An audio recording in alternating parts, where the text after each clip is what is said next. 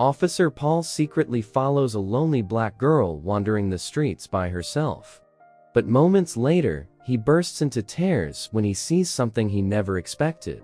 What did he see, and how will this heartbreaking moment change their lives forever? Before we get into the story, let us know in the comments below where in the world you are watching from today. And if you like this story, don't forget to subscribe. Officer Paul leaned back in his patrol cruiser, studying the neighborhood's calm streets. He'd been working this beat for years, and the pattern was as predictable as the creases on his aged face. The profession had transformed him, hardening him like steel forged in fire. He had seen too much and felt too little. As he turned into Main Street, he noticed a small figure hunched near the entrance to Joe's diner. It was a tiny girl, maybe around 4 or 5 years old. Her clothing were soiled, and her hair was tangled. She appeared tired, hungry, and far too young to be alone.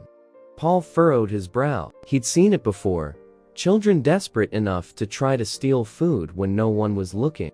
The girl kept peering into the diner, her eyes bright and alert. He recognized the look all too well. He pulled aside and parked the car out of sight. With a deep sigh, he stepped out, his feet landing softly on the pavement. He didn't want to scare her away, so he kept his distance and watched from around the corner. The girl's little hands were balled into fists by her sides. She seems ready to flee at any moment. Paul felt a twinge in his chest, something he hadn't experienced in a long time. There was worry, perhaps even a tinge of compassion. He shook his head, attempting to force the feeling away. He had a job to complete. If this kid intended to steal, he needed to stop her before she landed herself in jail. But as he looked at her, he couldn't help but wonder what had brought her here, alone and hungry. Paul's instincts kicked in. He decided to follow her and see what she did next. He crept slowly through the shadows, his gaze never leaving the small, vulnerable figure in front of him. Officer Paul watched the young girl go away from the diner, her petite form darting into the bustling street. His gaze narrowed, following her every motion. She moved through the crowd with surprising agility, her head continuously turning to check whether anyone was following her. Paul's suspicions increased with each passing moment. This was abnormal conduct for a child her age. He'd seen enough in his years on the force to recognize when something was wrong. His thoughts raced as he considered the various alternatives. Was she a runaway, or are you involved in a tiny crime? He stepped out of his hiding place and followed her at a distance. The crowded street was packed with the typical afternoon noise and bustle. But Paul's attention was never diverted from the girl. She moved with purpose, knowing exactly where she was headed. As Paul watched her weave between shoppers and businessmen, he felt a familiar tightening in his chest. It was the same feeling he had whenever he faced a case that didn't set properly. He'd come to trust that instinct over the years. The girl's clothes were clean, yet she was walking alone. He quickened his speed, cautious not to lose sight of her among the mob. His mind was already working through the protocols he'd have to follow. If she was a runaway, there would be missing persons reports to investigate. If she had been involved in something unlawful, that was a completely different story. Paul's hand reflexively reached for his radio, but he hesitated. He didn't want to call it in just yet. Something told him there was more to the story, and he wanted to figure it out for himself first. As he followed the girl, Paul couldn't help but feel sorry. No child should be out here alone, looking lost and scared. Despite years of witnessing the worst in people, a part of him grieved when he saw children in difficult situations. Officer Paul's eyebrows sharpened as he watched the female quicken her speed. His cop instincts kicked in, and he felt a familiar rush of adrenaline flow through his body. Something was certainly wrong here, and he was determined to figure it out. Paul kept a safe distance behind the girl as she ducked into a tight alley. The bustling sounds of Main Street faded away, leaving behind the echo of their footsteps bouncing off the stone walls. He approached gingerly, keeping his hand at his hip, ready to reach for his weapon if required. The lane twisted and curved, taking them farther into the less desirable area of town. Paul's thoughts raced with possibilities. Was she meeting anyone? Running away from something? His years on the force had taught him to expect the unexpected, so he braced himself for whatever came next. Paul's senses became more acute as they progressed through the maze of back alleyways. Every shadow seemed to contain a potential threat, and every sound a potential peril. He watched Lucille look over her shoulder, her eyes wide with fright. Their gazes locked briefly, and Paul noticed a spark of dread on her face before she raced around another corner. His heart pounded in his chest as he increased his speed, not wanting to lose sight of her. The chase had begun, and Paul felt the usual adrenaline of pursuit. But this was not like pursuing down a suspect. This was a child, and something in her eyes told him she wasn't the perpetrator. She was running from something. As Paul neared the corner, his hand immediately moved to his radio. Should he call for backup? But what will he say? He had no specific evidence of wrongdoing, only a gut sensation that something was very wrong. The alleyway appeared to shut in around them, and the air became thick with tension. Paul breathed in short, controlled bursts as he braced himself for whatever lied ahead. He had no idea what he was getting into, but he was determined to make it through. Whatever was going on with this chick, he was determined to find out. Officer Paul's heart raced as he watched Lucille enter a dark lane and disappear into an old abandoned building. He hesitated at the entryway, examining the area for any signs of danger. The street seemed strangely quiet, with only the distant sound of cars breaking the serenity. The structure loomed before him, its windows boarded up and its walls covered with graffiti. Paul's thoughts raced with possibilities, each more worrisome than the next. Was this some sort of drug den? A haven for runaways? His time on the force had taught him the worst of what these abandoned sites could become. Paul took a deep breath and reached for his flashlight. The familiar weight of it in his hand provided some consolation. He turned it on, and the beam cut through the gloom like a knife. He took slow, cautious steps toward the building's entrance. The door hung awkwardly on its hinges, squeaking ominously as a gust of wind blew through the alley. Paul's free hand instantly moved to his holster, but prepared to pull his pistol if necessary. He realized he should definitely call for help, but something stopped him. This felt personal now, and he wanted to do it on his own.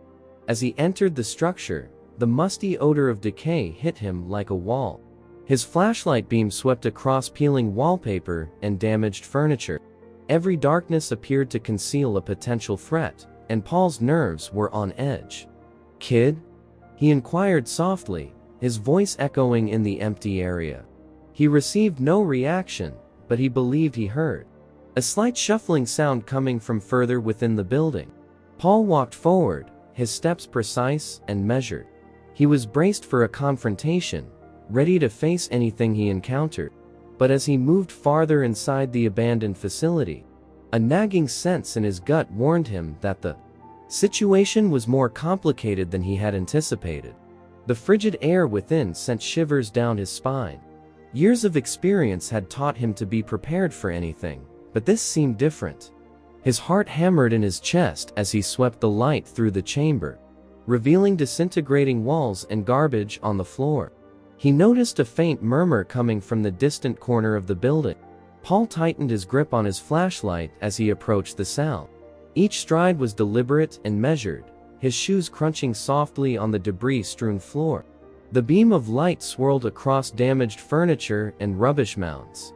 Paul took short, controlled breaths to calm his nerves. The scenario became increasingly hazardous with each passing second. He couldn't avoid the impression that he was getting into something far more complicated than he had anticipated. As he approached the source of the disturbance, Paul's free hand hovered near his holster.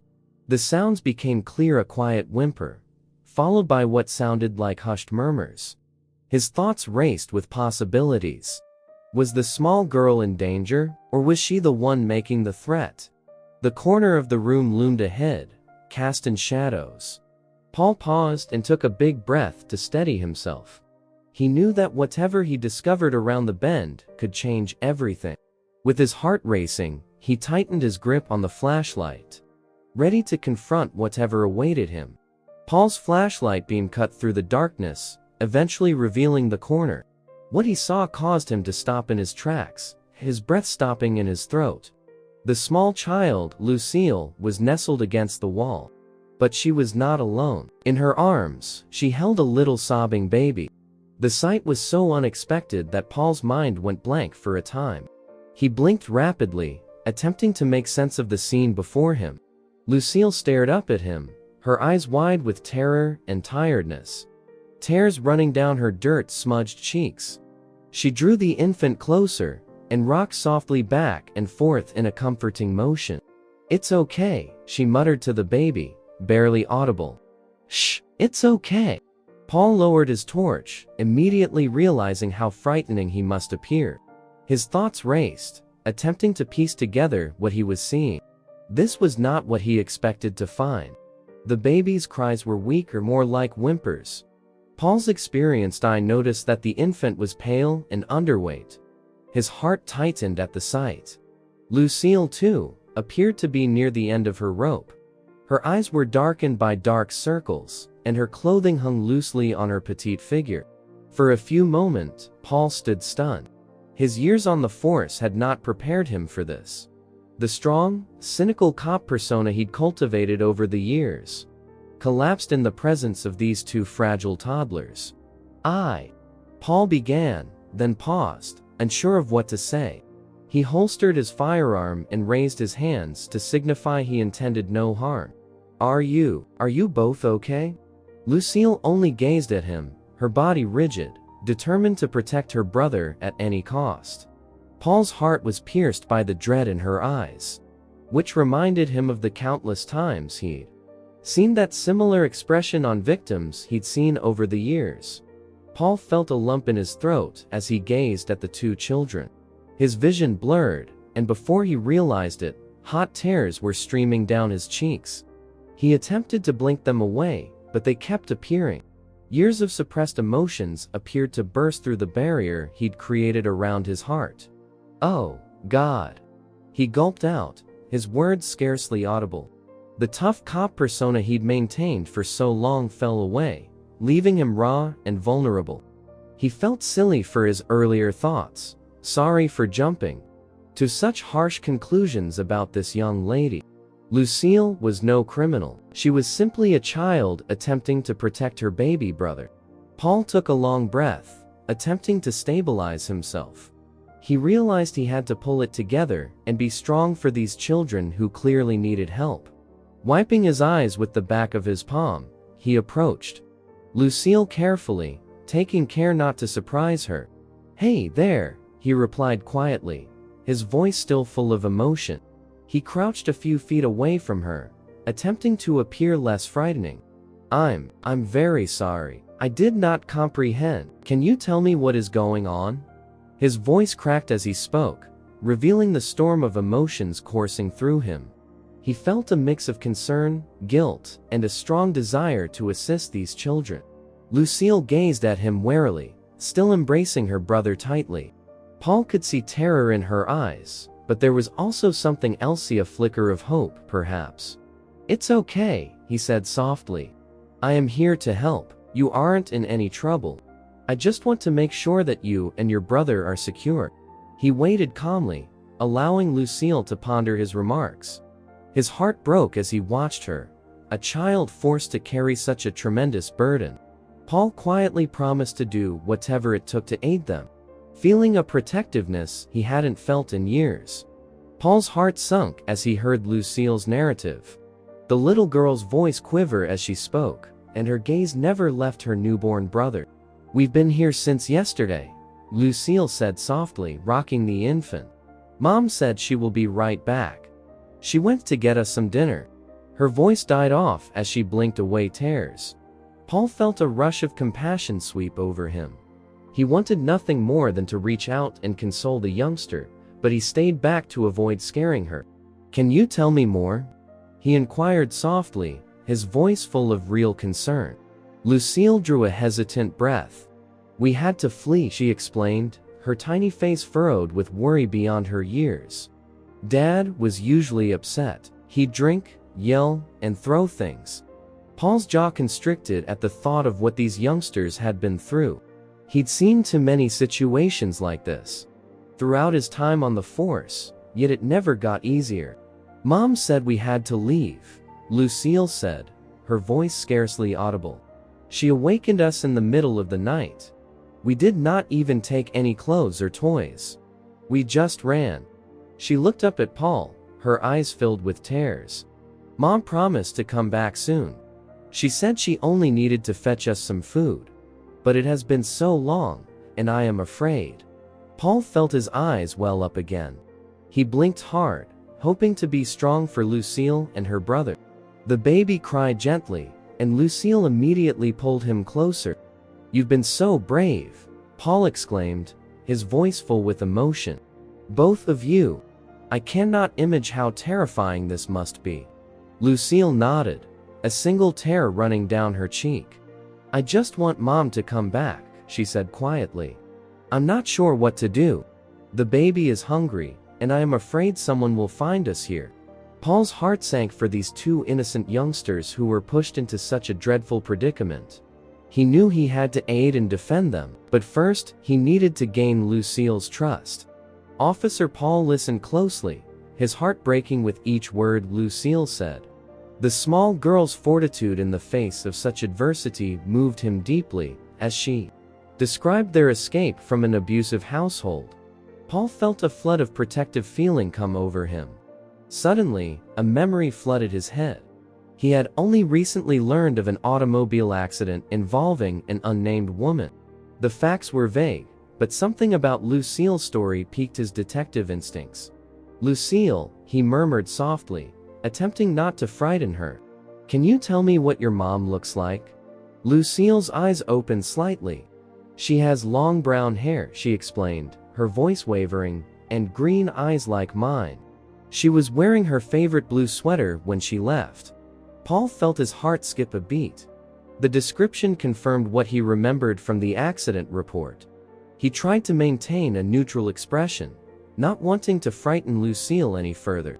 "And when exactly did she leave?" he said, his tone mild but demanding. Lucille furrowed her forehead, concentrating hard. "It was late afternoon," she explained.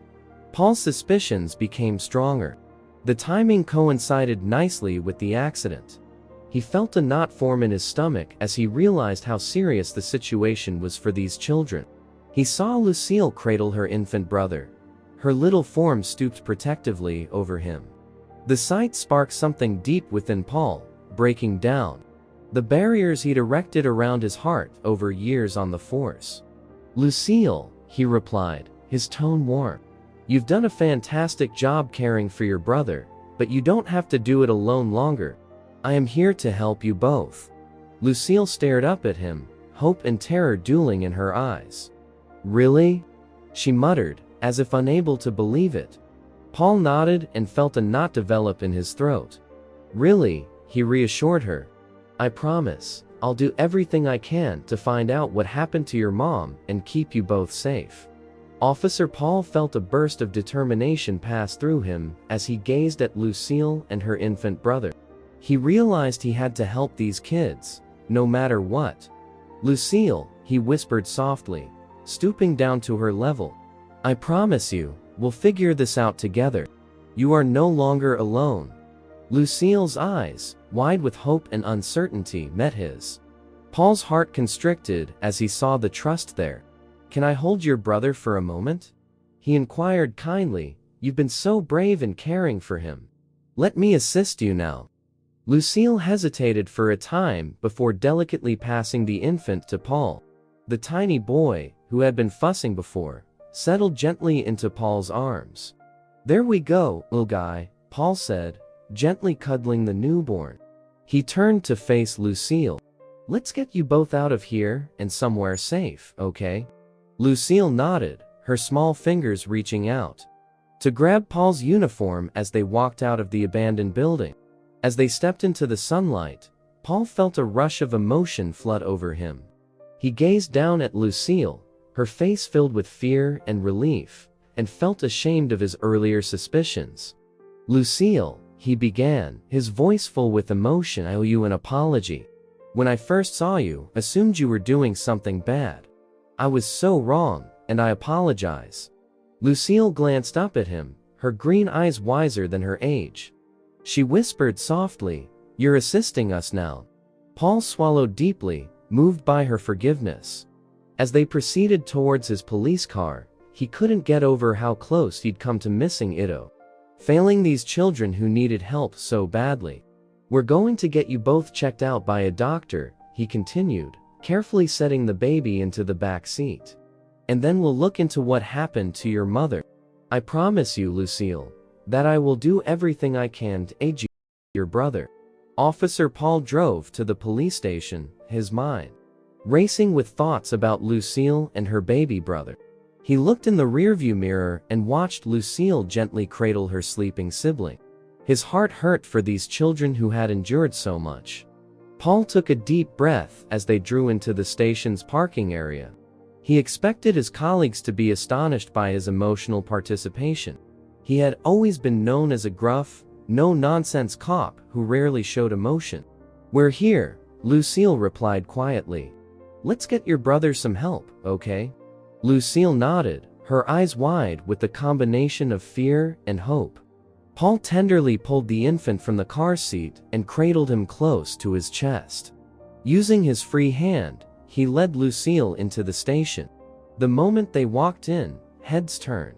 Officer Johnson, a long-standing colleague, approached with a perplexed expression. "Paul, what's going on?" Johnson inquired, looking at the children.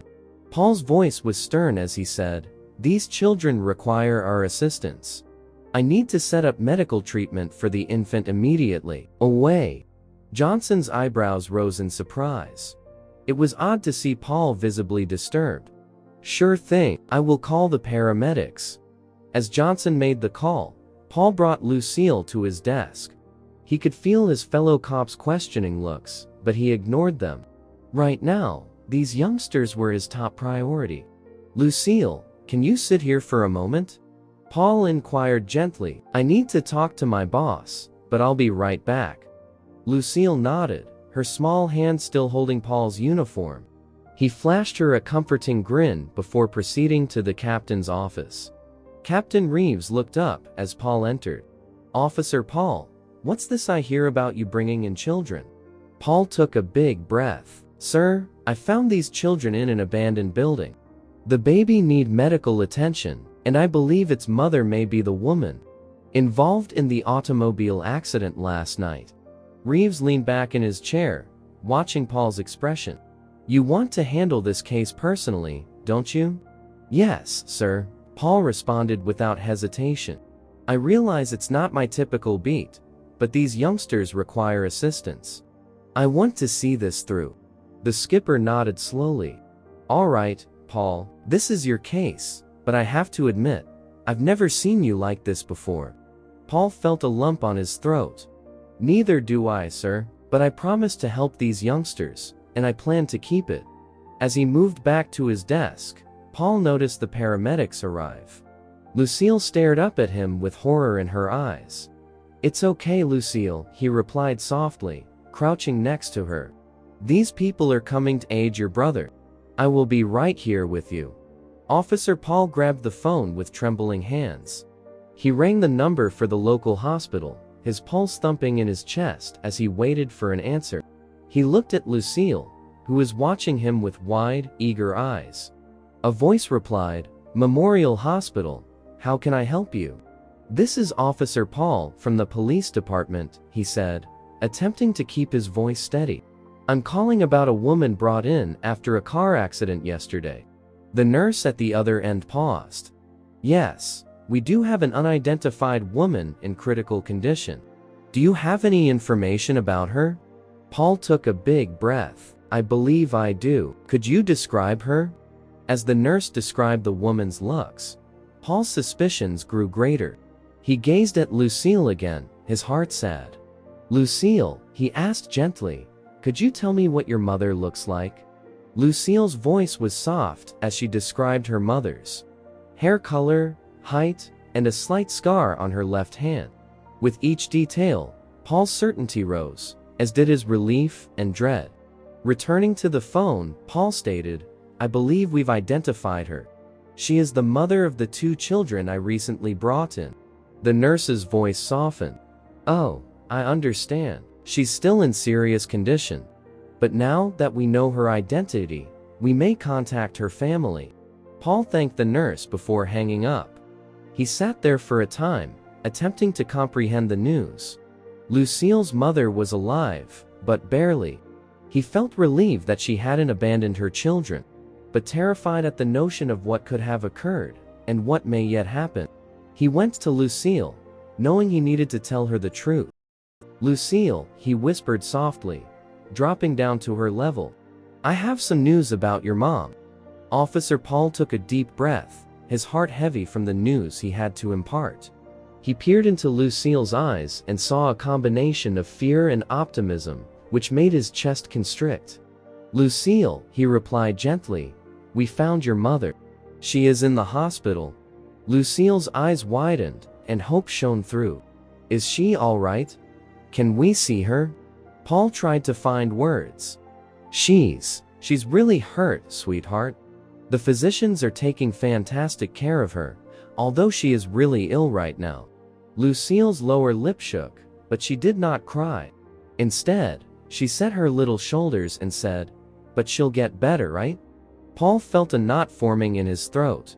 This little child had been through so much, and yet she was still clinging on to hope. He was amazed by her strength. "The doctors are doing everything they can," he added, laying a calming hand on her shoulder. "Your mom is fighting hard, just like you've been fighting to take care of your brother." Lucille nodded, her eyes filled with unshed tears. "She has to get better," she assured. "She promised she'd come back." Paul felt his tears well up. He couldn't handle the thought of this brave little kid losing her mother after all she'd gone through. Without thinking, he grabbed Lucille into a warm hug. "Listen to me, Lucille," he urged, his voice full with emotion. "Your mom is going to be fine. I promise you that. We'll do everything we can to assist her recover." As Lucille clung to him, Paul knew how much the youngster had been through. She'd escaped a violent family, cared for her young brother on her own, and now faced the potential of losing her mother. Yet here she was, still standing and hoping. Paul stood in the hospital corridor, his heart racing. He took a deep breath and pushed open the door to Lucille's mother's room. The image that met him caused his stomach to churn. Lucille's mother lay motionless on the bed, her face pale and damaged. Tubes and wires linked her to a variety of machines that beeped and hummed, keeping her alive. Paul had seen numerous victims of accidents during his time on the force, but this felt different. This was personal. He approached the bed gently, examining the woman's appearance. Even in her ravaged state, he recognized Lucille. In her physique, same firm set of her jaw and soft curve of her cheeks. Paul's throat clenched with emotion. A doctor entered the room, holding a clipboard. "Officer," she responded softly, "I am Dr. Chen. I've been supervising Miss Willow's care." Paul nodded, unable to take his gaze away from Lucille's mother. How is she?" he managed to inquire. Dr. Chen's face became grim. "I will not sugarcoat it, officer. Her situation is critical. The accident resulted in significant head damage and internal injuries. We are doing everything we can." She stopped, her voice softening, "but her recovery is doubtful at this time." The words hit Paul like a blow in the stomach. He remembered Lucille and her young brother waiting at the station. They'd already gone through so much. The notion of losing their mother after everything else was almost unbearable. "What are her chances?" Paul inquired, his tone just above a whisper. Dr. Chen shook her head slightly. "It's too early to say with certainty. The next 48 hours will be critical." As Paul listened to the doctor discuss the different treatments and procedures, he felt a weight of responsibility land on his shoulders. Lucille and her brother needed someone to look out for and protect them as their mother fought for her life. Paul exited the hospital with a sad heart, his mind racing with memories of Lucille and her brother. He couldn't get over the vision of their mother lying still in that hospital bed. As he drove back to the station, he realized he needed to act quickly to secure the kids' safety and well-being. At the station, Paul discovered Lucille curled up on a chair, holding her baby brother. The sight made him emotional. He approached them slowly, bending to meet Lucille's gaze. "Hey there," he murmured softly. "How are you two holding up?" Lucille gazed up at him, her eyes full of concern. "Is mommy okay?" she inquired, her voice shaking. Paul gulped hard. "Your mother is terribly sick, Lucille. The doctors are doing everything they can to help her," he said, pausing cautiously. "But right now, we need to make sure you and your brother are taken care of." As he spoke, Paul felt a knot form in his stomach. The idea of removing these children from their mother, even temporarily, seemed awful. He was familiar enough with the system to recognize that once children were placed in foster care, reconciling families might be a lengthy and arduous process. "No," he thought to himself, "I cannot let that happen." Paul rose up, determination setting in. He reached his captain's office and knocked firmly on the door. "Come in," a rough voice said. Paul entered with his mind made up. "Captain, I needed to talk to you about the Willow kids," stated the officer. Paul spent the next hour pleading his point. He advocated forcefully for keeping Lucille and her brother together, highlighting the trauma they had already experienced and the significance of maintaining their bond with their mother. He presented other ideas, recommended temporary arrangements, and even volunteered to accept personal responsibility for their care. As he spoke, Paul realized how deeply the situation had affected him. He'd always prided himself on his tough exterior, but these kids had gotten past his walls. He couldn't take the idea of failing them. Paul stood by Lucille as Miss Thompson, the social worker, entered the room. She was a middle-aged woman, with a pleasant expression and kind eyes. Paul felt Lucille tense up behind him, so he immediately placed a calming hand on her shoulders. "Hello, Lucille," Miss Thompson remarked kindly. "I'm here to help you and your brother. Can we talk for a bit?" Lucille nodded nervously, her gaze shifting to Paul for support. He gave her a slight smile and nod. "It's okay, Lucille, I'll be right here with you," Paul whispered quietly. As Miss Thompson began to interview Lucille about her life, family, and recent occurrences, Paul felt a sadness sink in his chest. He attentively observed Lucille's face, taking note of every emotion that crossed it. He could see the worry and uncertainty in her eyes, despite her best efforts to appear brave. The social worker's voice was kind, and her questions were polite, but Paul understood that each response Lucille provided was another step toward an uncertain future. He felt himself holding his breath, quietly begging the cosmos to give this tiny kid a break. When Miss Thompson inquired about Lucille's father, Paul observed her withdraw within herself. He instantly said, "Maybe we could take a little break? Lucille's been through a lot."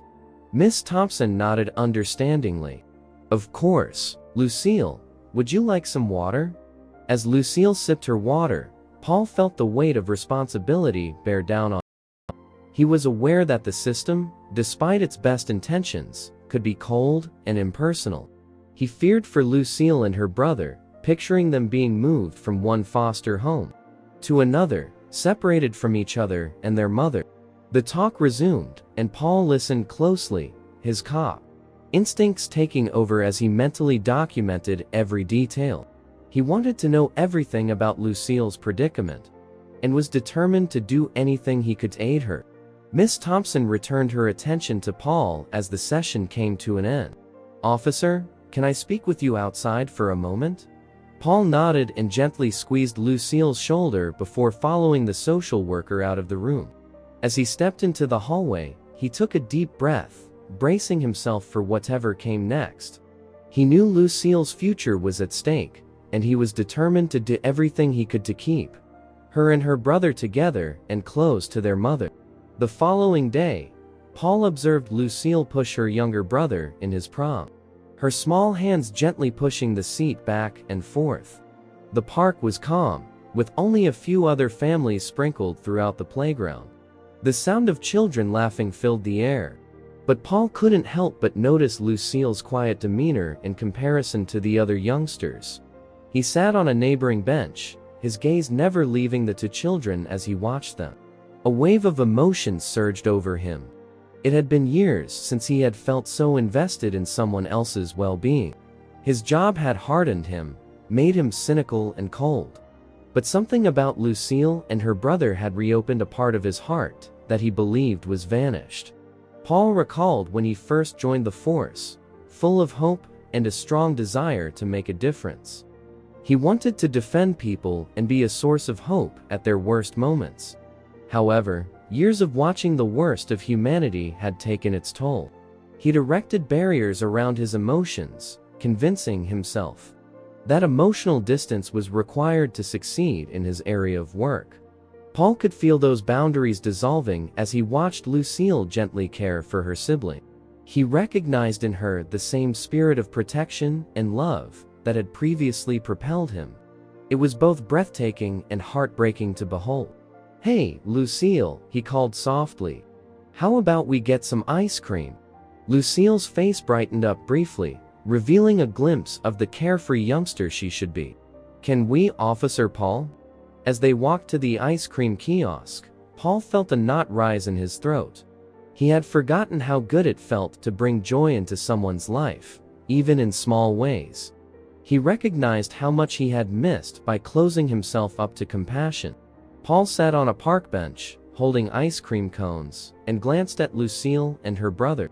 The weight of their situation weighed heavy in the air. But for the time being, they were just children enjoying a bright day in the park.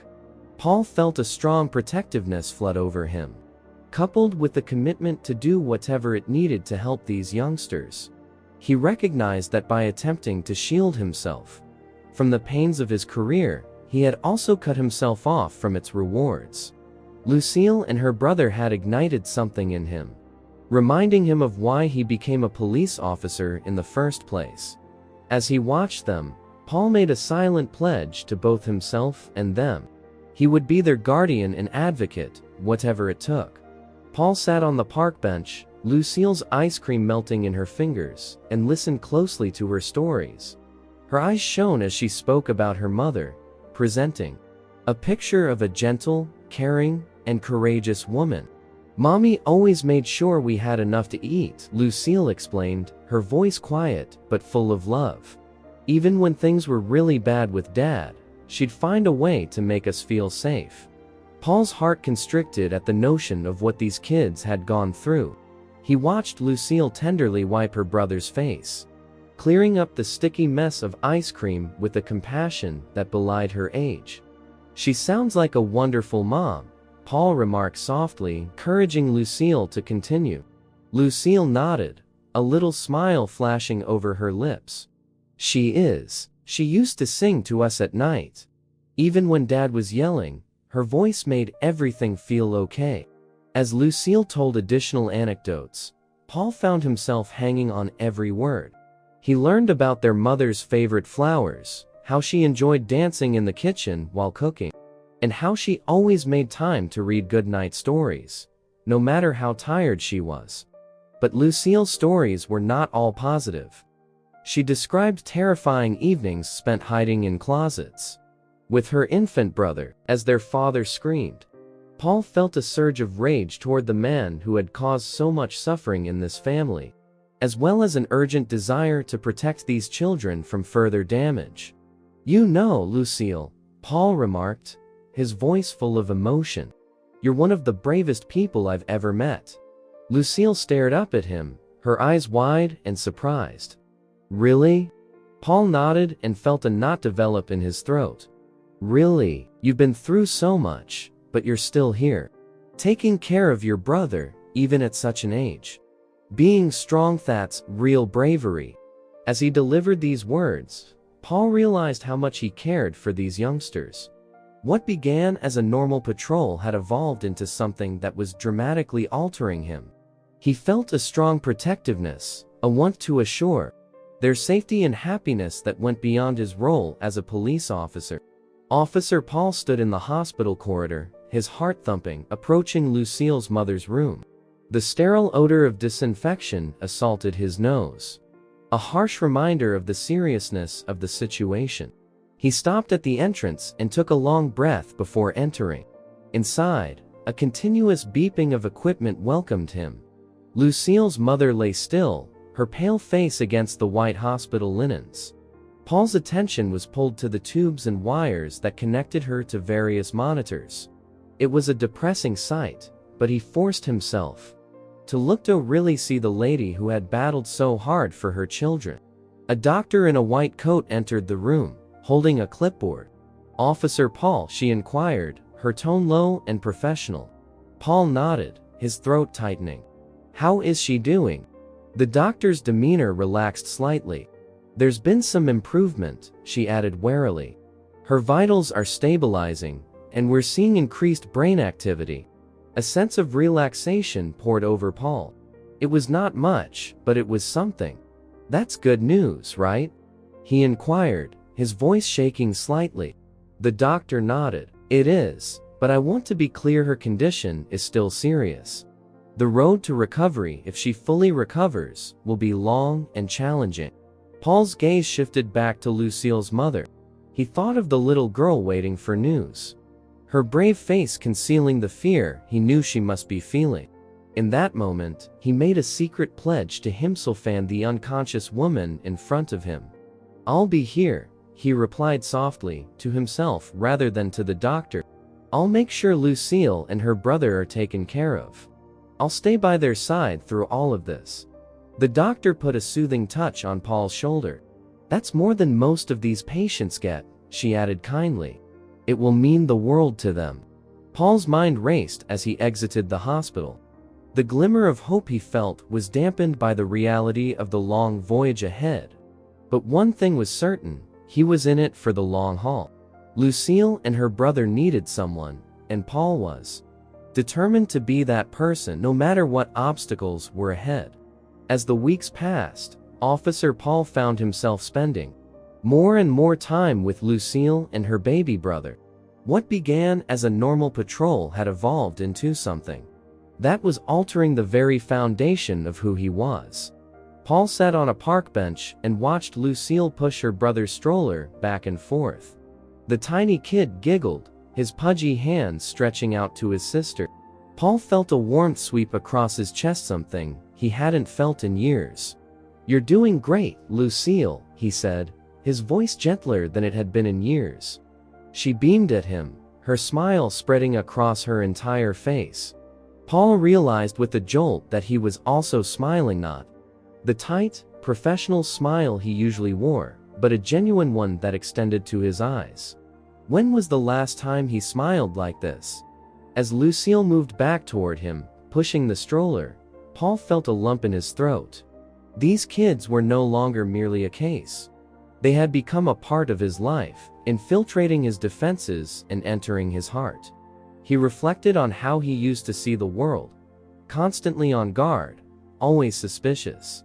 However, Lucille's fortitude and everlasting love for her brother had shown him that there was still good in the world. It was a lesson he had forgotten, hidden beneath years of seeing the worst in others. As officer, Paul played with Lucille and her brother. He lovingly clasped her hand, silently promising to be worthy of her trust. For the first time in years, Officer Paul felt like he was genuinely making a difference, and not just executing the law, but transforming people's lives, including his own. Officer Paul waited outside the hospital door, his heart pounding with both anticipation and caution. The doctor had just informed him that Lucille's mother was improving and regaining consciousness. He took a deep breath, bracing himself for what was ahead. Paul's gaze was drawn to the woman lying in bed as soon as he entered the room. Her face, which was previously pale and lifeless, now had a hint of color. Her eyes flickered, and her fingers twitched lightly. It wasn't much, but it was the most movement he had seen in weeks. Paul felt a sense of relief rush over him. He'd been visiting Lucille's mother every day, expecting to see any signs of progress. Finally, there was something to hang on to. But he cautioned himself not to get ahead of himself. Recuperation would take time. He watched while the nurse examined her vitals and took notes on a clipboard. "This is a good sign," she added quietly, giving Paul a slight smile. He nodded, unable to find the words. Paul's mind raced as he exited the hospital.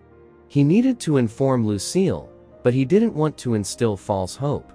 The tiny kid had already gone through so much. He decided to be honest but cautious. When he arrived at the foster home where Lucille and her brother were staying, he discovered her playing with blocks on the floor. Her face lighted up when she spotted him, and Paul felt a familiar warmth in his chest. "Lucille," he murmured gently, crouching alongside her. "I've got some news about your mom." Lucille's eyes widened as she gripped a block tightly in her small fingers. "Is she okay?" she inquired, barely above a whisper. Paul grinned gently. "She's starting to wake up, sweetheart. The doctors say she's showing signs of getting better." Lucille's face broke into a wide grin, and she wrapped her arms around Paul's neck. "Really? Can we see her? When can we go home?" Paul held her back, feeling her little body shiver with excitement. He drew back softly, gazing into her eager eyes. "We need to be patient, Lucille. Your mom still has a long way to go, but this is a good start." Lucille nodded, her eyes filled with unshed tears. "But she's going to be okay, right? We'll be a family again?" Paul felt a knot forming in his throat. He really wanted to convince her everything would be fine. But he knew better than to make promises he couldn't keep. Instead, he softly gripped her hand. "We're going to do everything we can to make that happen, Lucille. I promise." Officer Paul began spending more and more time with Lucille and her infant brother. He could not escape the sense of duty he felt for these two innocent infants. Every day, after his shift, he went straight to the foster home where they were staying. "How are you doing today, Lucille?" he said, kneeling at her level as he entered the living room. Lucille's face brightened up as she spotted him. "Officer Paul, we're okay, but I miss Mommy." Paul's heart squeezed. "I know you do, sweetheart. We're all working hard to help her get better." He focused his attention on the infant, who was whimpering softly in his playpen. Paul snatched him up and cradled him gently. "And how's this little guy doing?" Mrs. Johnson, the foster mother, came out of the kitchen. "He's been fussy today. I think he might be coming down with something." Paul scowled and felt the baby's forehead. It felt a little heated. "I'll arrange for a doctor to check on him tomorrow," he added, taking mental notes. Paul went to the hospital after ensuring that the children were fed and tucked in overnight. It was long after visiting hours, but the staff had become accustomed to seeing him there. "Any changes?" he inquired of the night nurse as he entered Lucille's mother's room. She shakes her head. "No significant changes, but she's stable." "That's good news," Paul said, as he entered the quiet room. He set up a chair next to the bed and observed her chest steady rise and fall. "Your children are doing well," he murmured softly. "They miss you something fierce, but they're strong, just like their mama." He stayed for an hour, conversing with her about Lucille and the baby, hoping that his words would reach her. As he left, he ensured that the nurses had his phone number in case anything changed. On his way home, Paul visited a 24-hour grocery store. He picked up some nutritious snacks and baby food, intending to deliver them to the foster family in the morning. As Paul drove home, he realized how dramatically his life had changed in just a few weeks. He had transformed from a harsh cop to someone who truly cared about these children and their mother. For the first time in years, he felt like he was actually making a difference. Another afternoon, Officer Paul sat beside Lucille's mother's bedside. His gaze locked on the monitors that recorded her vital signs. Over the last 2 days, The physicians had been cautiously optimistic about her recovery. Paul held his breath, hoping for a hint that she might wake up soon. As he stared, he observed her fingers twitching slightly. His heart raced as he leaned closer and softly took her hand in his. "Mrs. Willow," he replied quietly, almost daring to hope. Her eyelids slowly flickered open. She blinked a few times, her gaze filled with bewilderment, as she attempted to focus on her surroundings. When her gaze finally fell on Paul, he noticed terror flash across her face. "It's okay," Paul replied quickly, his voice shaking with passion. "You're safe. I'm Officer Paul. I've been looking after Lucille and the baby." Mrs. Willow's eyes widened when she mentioned her children. She attempted to speak, but her voice was hoarse from disuse. Paul promptly handed her some water and helped her take little swallows. "Lucille, baby," she managed to say, her voice full of concern. Paul felt tears prick his eyes. "They're safe," he said, squeezing her hand gently. "I promise you, they're being well cared for. Lucille is so strong, just like you, and your little boy is doing great too." Mrs. Willow shed tears of relief. Paul found himself choking up as well, overwhelmed by the situation. He'd spent days talking to this unconscious woman, telling her stories of her children, and now she was finally awake. "I've been visiting them every day," Paul said, his voice full of sorrow. "Lucille talks about you all the time. She's been so brave, taking care of her brother. You should be very proud of her." Mrs. Willow gave a weak smile. "Thank you," she said softly, tightening her grip on Paul's hand. Paul felt a knot forming in his throat. He never anticipated to feel such a strong connection to this family when he first saw Lucille outside that cafe. Now, he couldn't fathom life without them. Days later, Paul's pulse pounded as he guided Lucille and her baby brother along the hospital corridor. He cradled the infant cautiously with one arm and gently guided Lucille with the other. The little girl's eyes widened with anticipation, and her small hand gripped Paul's heart. "Is Mommy really awake?" Lucille inquired, her voice shaking with hope. Paul nodded, his throat tight from emotion. "She is, sweetheart, and she can't wait to see you both." As they neared the chamber, Paul hesitated and kneeled down to Lucille's level.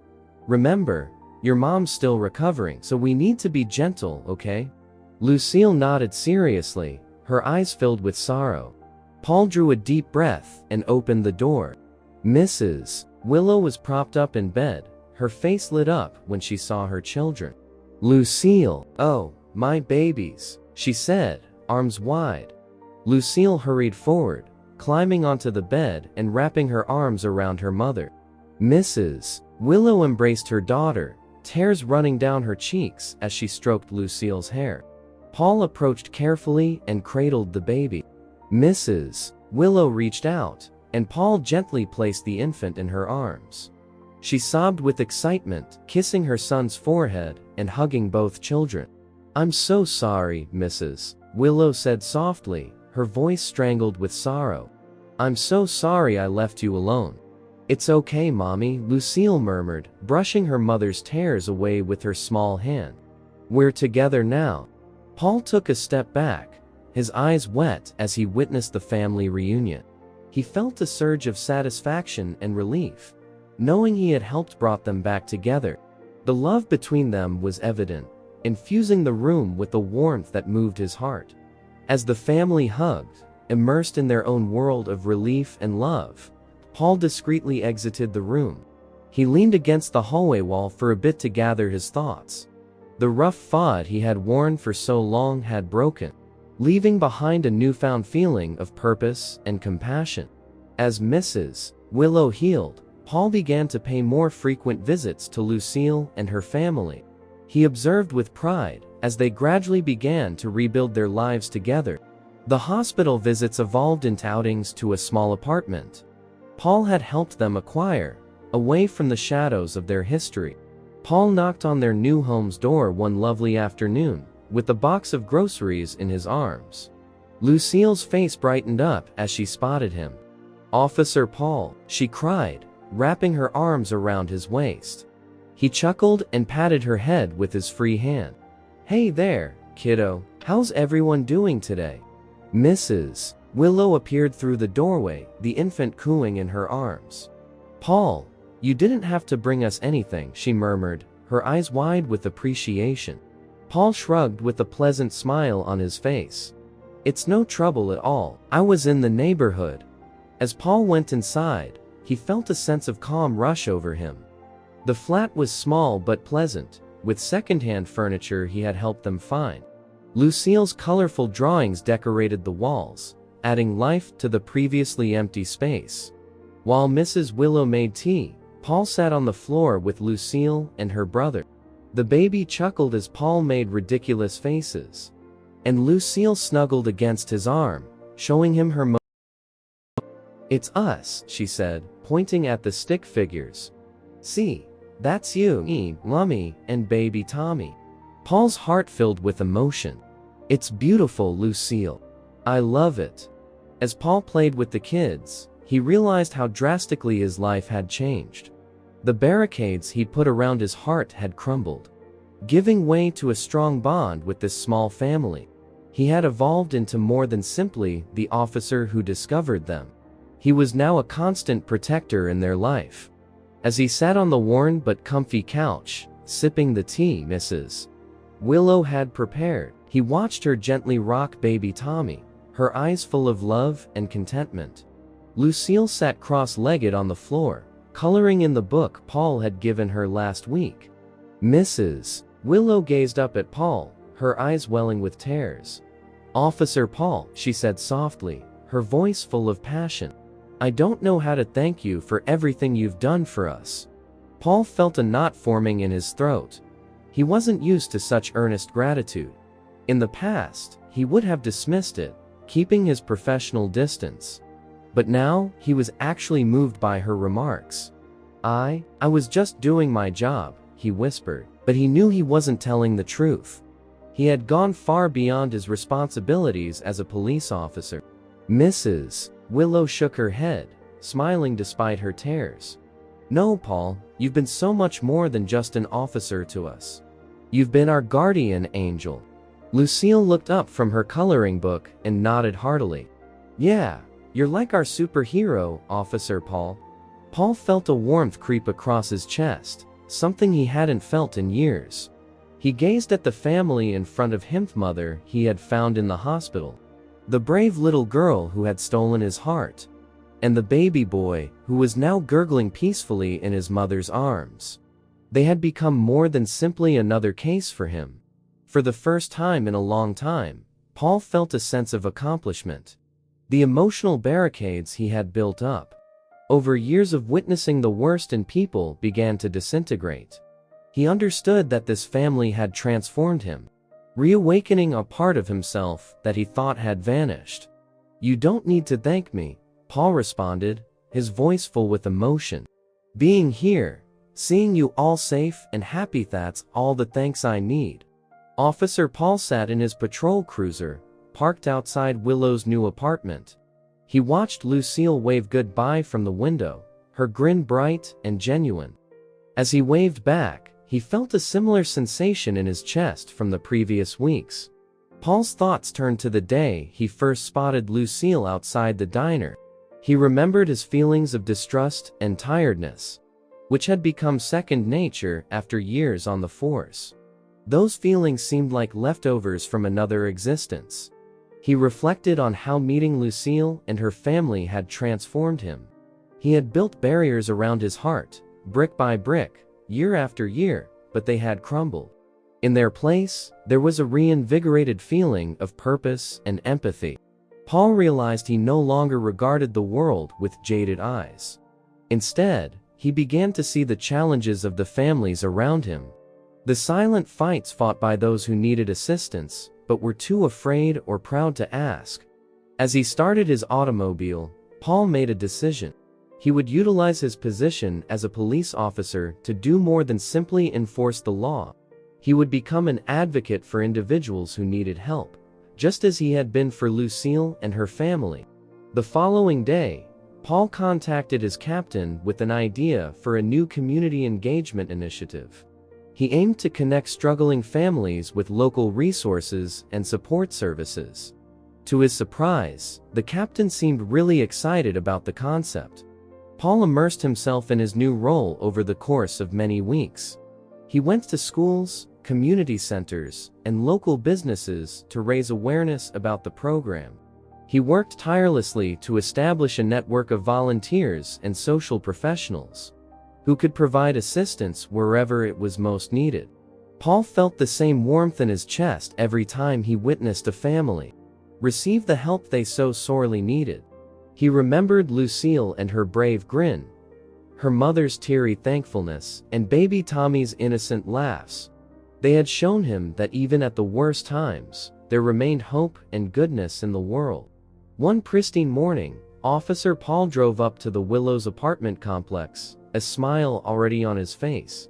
As he climbed the stairs, he could hear Lucille's enthusiastic talk through the door. He knocked, and the door opened very instantly. "Officer Paul," Lucille beams, wrapping her arms around him in a strong hug. "Hey there, kiddo," Paul said, slapping her on the back. "How's everyone doing today?" Mrs. Willow, Lucille's mother, appeared in the doorway, holding baby Tommy. "We're all great, Paul. Come on in." As Paul stepped inside, he was astounded by the apartment's change. What had once been a bleak and unfamiliar family area was now alive with warmth and energy. Colorful artwork decorated the walls, and the aroma of freshly made cookies permeated the atmosphere. "I made cookies," Lucille happily exclaimed. "Want to try one?" Paul nodded, his heart full with affection. "I'd love to, Lucille, thank you." Paul sat at the kitchen table, eating on a slightly burnt but delicious cookie, while Lucille and Tommy played on the living room floor. Mrs. Willow joined him with a cup of coffee in her hand. "You know, Paul," she added quietly, "we can't thank you enough for everything you've done for us. You've become such an important part of our lives." Paul felt a knot forming in his throat. He recalled the lonely nights in his empty apartment, the years spent keeping everyone at arm's length.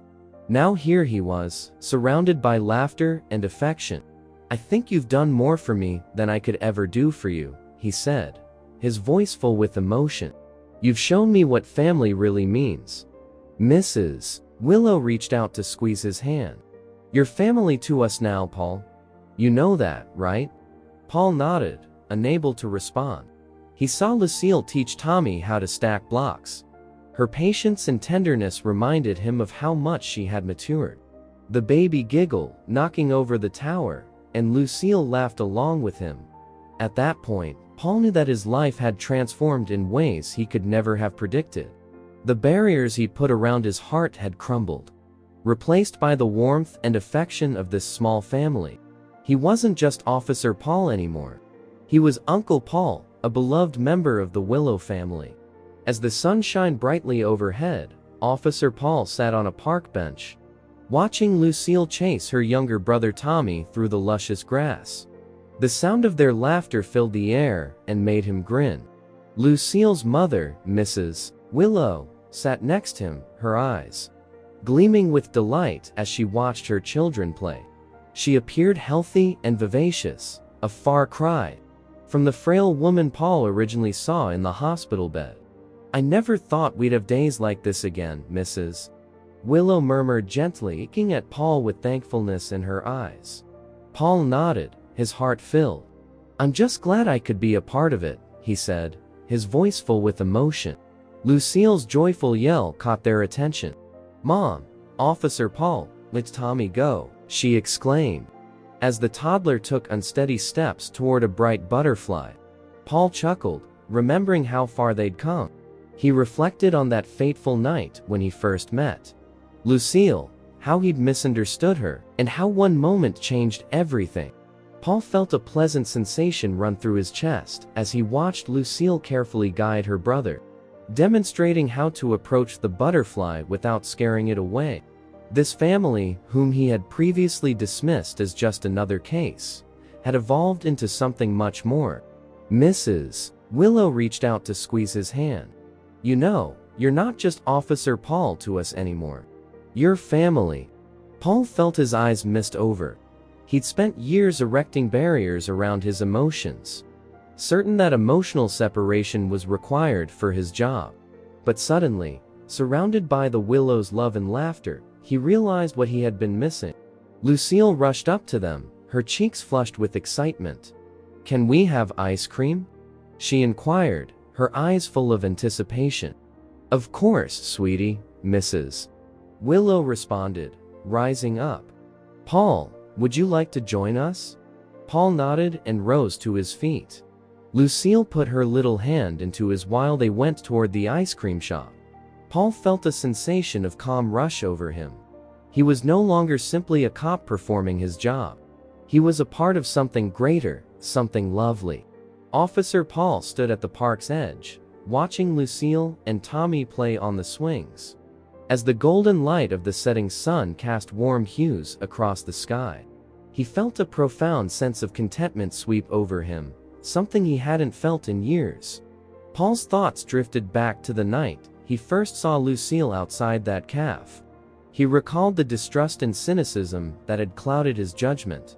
Now, as he watched her laugh and play, he realized how much had Sean done not only for Lucille and her family, but also for himself.